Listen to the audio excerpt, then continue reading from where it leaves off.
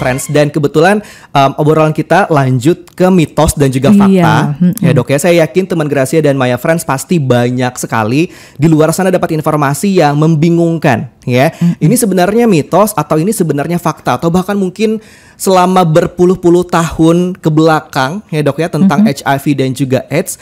Informasinya ABCD tapi itu adalah hoax sebenarnya atau informasi palsu.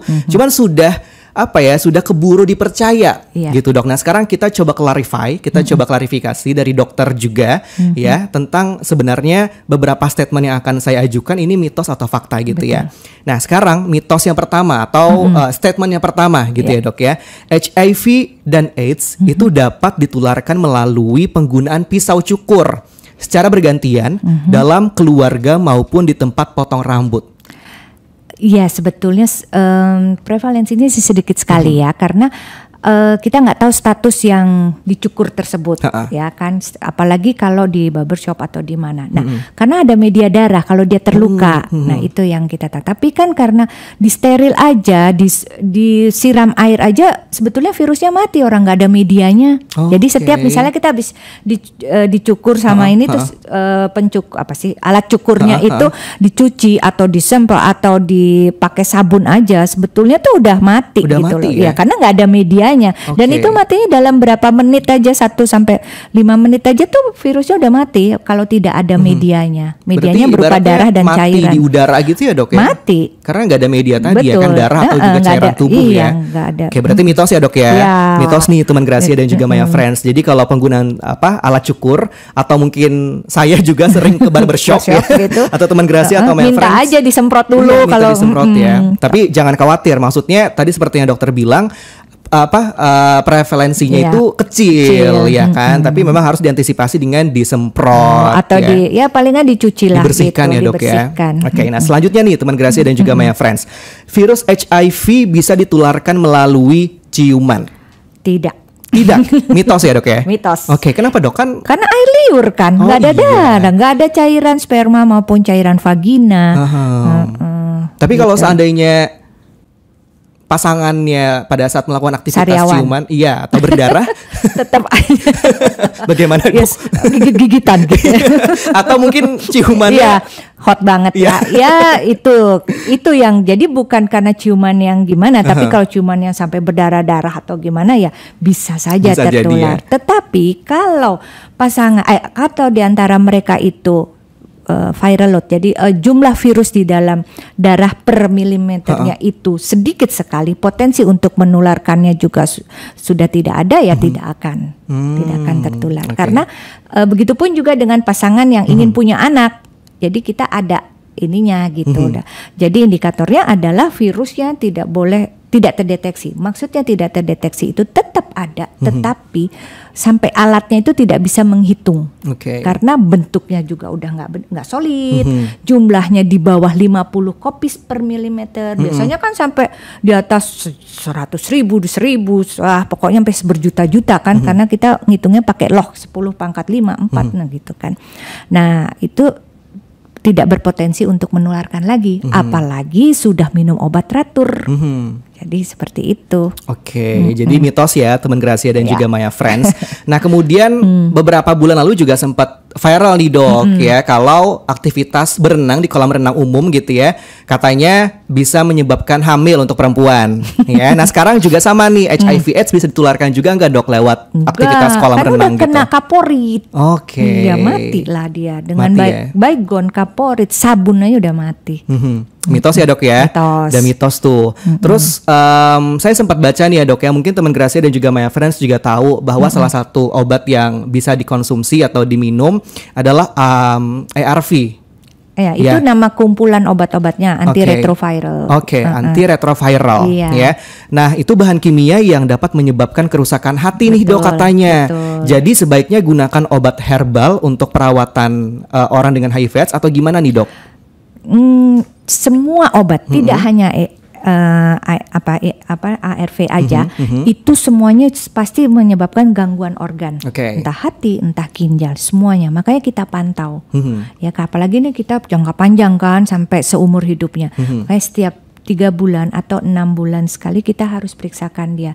Paling itu 1 tahun sekali lah kita periksakan fungsi hati sama fungsi ginjalnya. Seperti itu. Kalau sudah ada kelainan, kita akan gantikan dia, kita switch istilahnya ke lini kedua di mana ada ini kan dosisnya gitu ya. Terus nama obatnya pun akan bisa kita gantikan untuk supaya lebih sesuai. Jadi disesuaikan. Makanya harus terus dipantau. Oke. Nah, yang terakhir, teman Gracia dan juga Maya Friends ya, karena sekarang kita masih dalam kondisi pandemi COVID-19 ya Dok ya. Ada yang beberapa bilang ya kan, tapi juga langsung percaya nih Dok, vaksin booster COVID-19 itu bisa tularkan HIV dan juga AIDS. Tidak dong, kan jantungnya jarumnya kan langsung ganti, nggak mungkin gitu. Oke, mitos ya. Jadi tapi jangan sampai takut loh dengan itu. Maksudnya gini, pasti Odat jangan sampai tidak vaksin, harus tetap vaksin karena dengan itu dia akan memperkuat gitu. Oke, siap. Nah itu tadi mitos dan juga fakta tentang HIV dan AIDS ya, teman Gracia dan juga Maya Friends ya kan, yang pasti beberapa statement tadi mitos ya. Jadi kalau misalnya setelah ini masih ngerasa ada hal-hal yang simpang siur atau bahkan dipercaya, sebenarnya itu adalah mitos ya, atau bukan hal yang bisa dipercaya dan harus dibagikan juga ke orang lain ya Dok ya. Jika statement yang tadi kita sampaikan itu adalah hal yang belum benar ya kan, dan mitos istilah lainnya gitu ya. Nah sekarang kita lanjut Dokter dengan Q&A dari followers Instagramnya Gracia Care dan juga Maya pada Hospital ya. Kita di beberapa hari yang lalu ada share ya kan, kesempatan untuk followers kita agar bisa tanya langsung ke Dokter Ati nih gitu tentang HIV dan juga AIDS ya. Nah sekarang pertanyaan pertama nih Dok, apakah jika wanita mengidap HIV akan mengalami keputihan? Jika benar, ciri-ciri keputihannya kayak gimana Dok? Salah satu gejala pada AIDS itu adalah keputihan pada wanita ya. Jadi kadang-kadang memang ada infeksi di daerah vaginanya. Nah sebetulnya sama dengan yang tidak AIDS ya, yang tidak AIDS. Jadi ya tetap aja kita harus obatin, biasanya juga karena jamur di situ. Dan nah satu lagi, pemerintah apabila pasien datang ke dokter dengan infeksi menular karena seksual harus segera pemeriksaan HIV juga gitu. Jadi tetap diobatinnya seperti kalau yang bukan AIDS. Dan gejalanya semua sama. Bentuk dan warnanya juga sama. Nggak ada yang lain gitu. Berarti sama dengan keputihan pada umumnya. Maksudnya gitu ya Dok ya. Tidak ada bedanya, oh ini HIV gitu, enggak ya. Oke, siap. Nah selanjutnya nih teman Gracia dan juga Maya Friends, juga ada pertanyaan dari followers kita ya. Apakah tindik dan juga tato meningkatkan resiko tertular HIV? Iya, yang tadi saya bilang tindik dan tato apabila jarumnya bergantian. Kita nggak tahu ya. Apabila jarumnya bergantian pasti ada resiko di situ. Tapi kalau udah jarumnya baru dan kalau ditindik pun juga itunya baru gitu, saya nggak akan tertular. Oke. Tapi mungkin dari teman Gracia dan juga Maya Friends perlu edukasi nih Dok, gimana caranya biar ini jarumnya baru gitu. Biasanya kalau misalnya di tempat-tempat tato dia selalu menunjukkan, oh ini masih baru ya, ini gitu. Dan masih tertutup atau tersegel, masih segel gitu. Selalu ditunjukkan baru dipakaikan gitu. Oke, berarti mungkin notes-nya adalah kalau misalnya ingin tindik atau juga tato harus dan wajib ya untuk jarumnya baru. Iya kan, kalau misalnya pada saat ingin tindik atau tato ternyata jarumnya kok nggak tersegel ya kan, itu jangan mau harus cancel, pindah ya. Karena tidak hanya untuk HIV, karena bisa untuk hepatitis kan, hepatitis B, hepatitis C yang bisa ditularkan dari itu juga gitu. Berarti ada kemungkinan penyakit lain juga ya. Oke, nah selanjutnya nih Dokter, pasangan sejenis dan pengguna narkoba memiliki resiko besar terkena virus HIV. Gimana nih Dok? Pertama kalau yang untuk sesama jenis ya, karena kadang-kadang kita nggak tahu kenapa virus ini kan kayak bilang unik ya dari awalnya. Dia senang banget di tempat-tempat yang itu kan, yang biasa yang di belakang gitu kan. Nah dari situlah tertular dan kita nggak tahu statusnya. Apalagi kalau pasangan yang berganti-ganti, ya itu dia yang kita nggak ngerti. Jadi kalau memang sudah kena ya dia senang banget bersarangnya di situ. Jadi kita nggak bisa bilang nggak boleh ini, itu adalah hak mereka karena dalam WHO pun itu kita nggak boleh sekarang tuh edukasinya nggak boleh lagi bilang itu adalah berdosa apa gitu, udah nggak. Jadi ya kita harus memberikan edukasi tetap aman dengan kondom. Oke, nah jadi, pertanyaan berikutnya kondom nih Dok tentang alat kontrasepsi atau kondom ya teman Gracia dan juga Maya Friends. Penggunaan kondom akan akan meminimalisir tertularnya virus HIV ya? Iya. Oke, daripada nggak pakai. Iya dong. Jadi benar-benar karena memang tertahan kan, karena keluarnya tuh dari cairan kelaminnya. Jadi bukan di spermanya tapi di cairannya gitu. Oke, itu berlaku juga untuk yang heteroseksual atau sejenis ya Dok ya? Betul gitu. Oke, jadi harus penggunaan alat kontrasepsi itu wajib. Ya, apalagi kalau memang aktivitas seksualnya rutin dan juga berganti pasangan. Disiapin loh sama pemerintah kondom. Disiapin. Ya, kalau gratis di klinik-klinik juga Dok? Gratis. Iya. Biasanya kita selalu dapat tuh dari Dinkes satu paket obat-obat yang infeksi, obat ARV-nya sampai ke kondomnya, sampai ke untuk pemeriksaannya. Jadi sebetulnya luar biasa banget pemerintah itu untuk HIV ini. Oke, tapi saya pernah dapat berita juga nih ya Dok ya, kalau misalnya entah pasangan sejenis atau heteroseksual gitu ya, yang memang sudah tahu dia aktivitas seksualnya rutin atau sering berganti pasangan, tapi dia belum mau untuk HIV test, dia mengkonsumsi obat lain gitu ya, saya lupa namanya apa, tapi dengan itu bisa meminimalisir HIV. Apa ada info seperti itu Dok? Ya itu sekarang terlampau banyak ya di sosmed-sosmed seperti itu. Cuman kita sih tidak menyarankan untuk begitu. Nah makanya saya tadi bilang kalau misalnya pasangannya negatif, yang ini positif. Nah yang negatif itu yang saya bilang ada obat untuk pencegahan. Tetapi itu pun baru menjadi project baru jadi project pioneer aja gitu ya, project pion ininya aja. Jadi belum di masyarakatan, belum disosialisasikan. Jadi hanya tertentu aja. Itu pun juga belum menjamin gitu. Oke. Seperti itu. Nah, sekarang kita ke stigma ya Dok ya, stigma negatif dari orang dengan HIV/AIDS. Banyak yang sampai sekarang masih masih belum berani atau takut untuk berinteraksi atau bersentuhan dengan ODA, ya. Tapi sebenarnya apa yang bisa menularkan sih Dok? Dengan berpelukan itu katanya bisa menularkan. Enggak ya? Aja kan tadi enggak. Ciuman enggak ya? Terus apa nih Dok?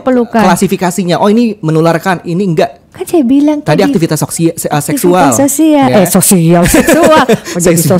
Terus yang enggak menularkan aktivitas sehari-harinya apa Dok? Selain berciuman tadi? Yang tidak menularkan. Berpelukan enggak ya? Enggak, pelukan, ciuman, makan bareng.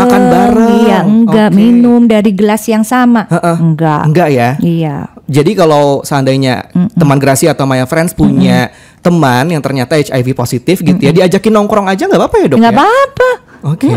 Nongkrong mau gimana, mau tidur bareng juga nggak apa-apa. Serumah bareng juga nggak apa-apa Dok ya? Iya. Oke, jadi itu notesnya nih teman Gracia, Maya Salah Friends. satu contoh suami istri, dia tetap sebagai suami istri, hubungan suami istri tetap aktif, istrinya tetap negatif sampai sekarang.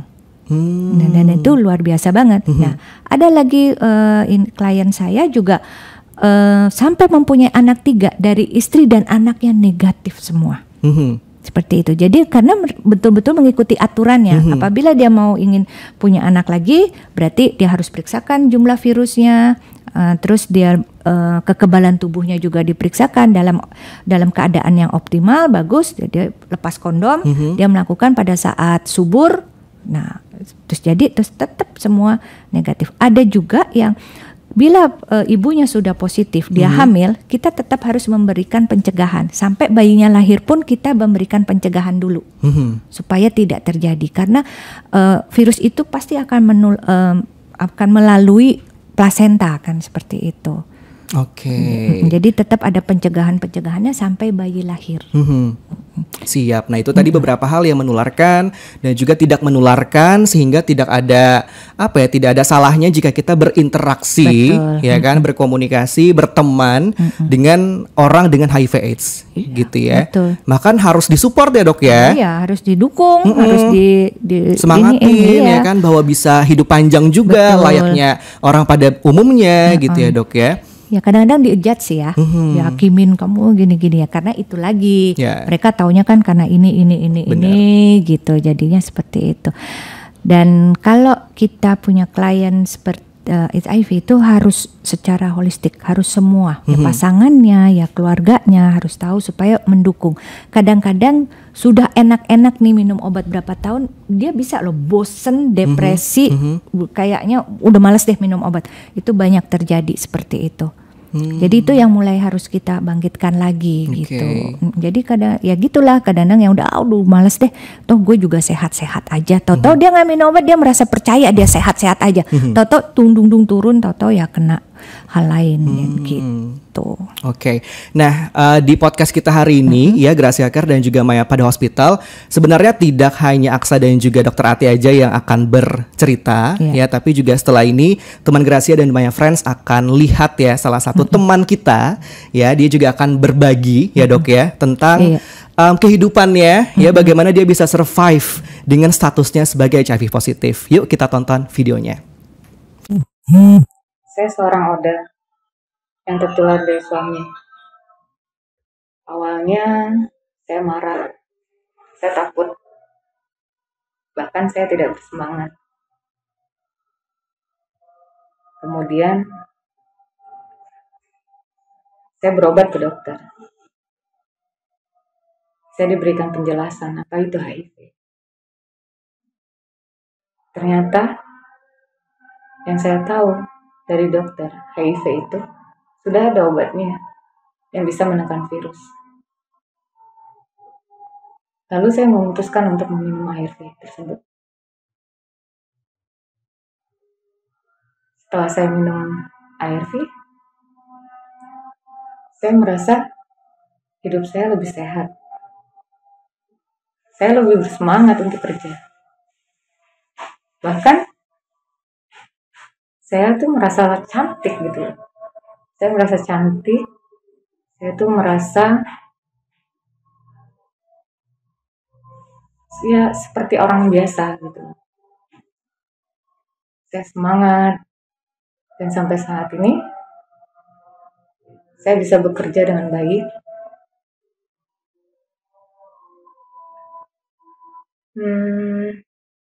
Dan saya juga mendampingi teman-teman yang sama seperti saya. Saya juga menjadi role model bagi teman-teman. Dan ARV itu bisa membuat kualitas hidup saya lebih baik. Saya bisa mengurus anak. Seorang ibu tanpa suami bisa mengurus anak. Dan saya merasa hidup saya tuh lebih berarti gitu. Semenjak saya tuh minum ARV. Nah, teman Gracia dan juga Maya Friends, tadi adalah salah satu video yang bisa ngebuat kita ngerasa termotivasi juga gitu kan untuk memiliki pertemanan yang bagus ya dok ya gitu kan dengan orang yang HIV-nya positif ya. Harus didukung. Ternyata kelihatannya juga kalau dari luar kayak orang pada umumnya sehat gitu ya dok ya. Tapi sebenarnya di dalamnya dia sudah terdeteksi virus HIV ya. Nah, mungkin dari Dokter Ati ada saran atau juga ada motivasi ya dok ya untuk teman-teman kita di luar sana juga yang mungkin dia sudah terdeteksi HIV positif, tapi bagaimana dok biar dia bisa memotivasi dirinya agar bisa hidup lebih panjang lagi dan mengejar cita-citanya. Yang penting kita menerima, jangan denial, jangan menerima dengan seikhlas-ikhlasnya. Oke, ini memang udah jadi bagian dari hidup saya harus minum obat seumur hidup. Dengan saya minum obat, saya akan sehat, saya bisa bermanfaat buat hidup saya dan buat orang lain juga, dan hidup bahagia. Itu aja. Saya selalu bilang, apa sih tujuan yang di atas itu nurunin kamu ke dunia ini gitu kan, ke bumi ini. Ya satu-satunya kita pertama harus bahagia supaya kita bisa menularkan kebahagiaan itu. Ini adalah salah satu cerita kamu, diary kamu bahwa kamu tuh dapat HIV, kamu harus minum obat. Jadi jangan dilihat lagi bahwa kamu udah, tapi kamu harus minum obat seumur hidup. Itu aja seperti kalau kita kena sakit gula, sakit darah tinggi, itu kan juga harus minum obat seumur hidup kan. Nah seperti itu, jadi nggak usah dipikir itu dulunya gimana, kan kita akan ngelihat ke depannya gitu. Jadi ya itulah yang akhirnya mereka, oh iya ya sebetulnya ya udah gitu. Nah kadang-kadang orang tuh suka masih gitulah kalau ngelihat gitu kan gitu. Jadinya sekarang udah lebih ya dengan adanya TikTok, dengan adanya Instagram itu udah luar biasa ya. Banyak banget yang sudah coming out ya kan, betul. Yang udah bercerita di TikTok dan juga Instagram atau media sosial lainnya ya teman Gracia dan juga Maya Friends. Kalau ternyata mereka adalah bagian dari orang dengan HIV/AIDS atau sudah terdeteksi virus HIV di dalam dirinya. Tapi mereka bangga gitu dok maksudnya. Dia bisa berolahraga dengan rutin, badannya mungkin lebih bagus dibandingkan kita yang gak berolahraga. Ya, itu satu gambaran yang sebenarnya HIV bukan hal yang bisa dianggap aneh gitu ya dok ya, bahkan harus dianggap normal. Ya kan, harus ditemanin ya. Oke, nah terakhir dari Dokter Ati ada yang ingin disampaikan, terutama di bulan Desember ini kita memperingati Hari AIDS Sedunia. Sebetulnya yaitu kesadaran kita apabila kita ada faktor risiko, segeralah memeriksakan. Kedua, kita tidak perlu takut, kita tidak perlu down, tidak perlu ini, kita tetap harus maju ke depan kalau kita sudah mendapatkan HIV seperti itu. Lalu kita ada obatnya, tidak perlu takut, pemerintah menyediakan semuanya, apapun macam-macam obatnya, jadi tidak ada lagi alasan tidak ada obat. Jadi segeralah kalau memang ada faktor risiko, segera periksakan dan kehidupan yang baik, tidak berganti pasangan, absen seksual untuk hal-hal yang ini gitu. Jadi maksudnya seksual bersih lah ya, seperti itu. Siap, notes ya teman Gracia dan juga Maya Friends ya. Terima kasih banyak Dokter Ati untuk kesempatannya. Aksa dan juga teman Gracia sama Maya Friends bisa bertemu, kemudian mendengar cerita dari Dokter Ati ya tentang HIV/AIDS, apalagi di bulan Desember akhir tahun 2022 dok, angka HIV/AIDS ternyata apa ya bikin kaget, bikin panen kaget banget. Kalau kita bilang panen bisa, ya, karena sekarang baru terbuka datanya, karena memang pemerintah sekarang memang mainnya data, apalagi dengan menteri yang sekarang itu, benar-benar kita dikejar data dan dia ada target kita di tahun 30 kita harus zero semuanya. Zero penularan, zero stigma terutama ya, terus sama zero kematian karena AIDS. Amin, gitu. amin. Yang gak ada yang gak mungkin ya dok ya. Harus pasti bisa ya. Sekali lagi terima kasih banyak Dokter Ati dan juga Maya pada Hospital Jakarta Selatan sudah memberikan kesempatan untuk Gracia Care bertanya, konfirmasi ya kan, terus juga mendengar cerita dari Dokter Ati tentang HIV/AIDS. Semoga setelah ini kita masih bisa bertemu lagi ya dok ya. Silahkan. Siapa tahu mungkin dengan kita bisa bertemu dengan teman-teman Oda kita ya kan, bisa bikin podcast bareng dengan mereka ya dok ya. Who knows, nggak ada yang nggak mungkin. Dan untuk teman Gracia dan juga Maya Friends ya kan, Dokter Ati praktik di Maya pada Hospital Jakarta Selatan ya dok ya. Jadi jika ingin bertemu, ingin konsultasi dengan Dokter Ati, boleh ya dok ya? Langsung aja datang ke sini ya di Maya pada Hospital Jakarta Selatan. Terima kasih dokter. Sampai ketemu lagi. Sampai ketemu, sukses selalu. Amin ya.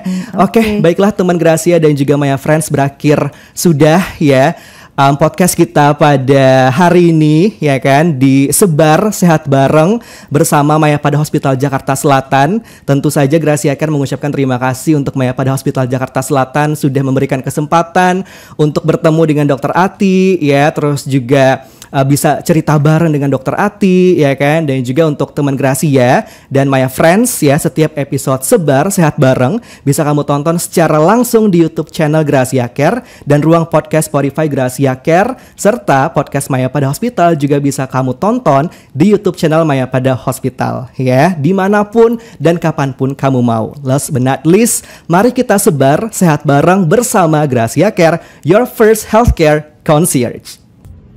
Ingin konsultasi lebih lanjut dengan Dr. Praharmaniyati atau dokter spesialis lainnya di Maya Pada Hospital Jakarta Selatan?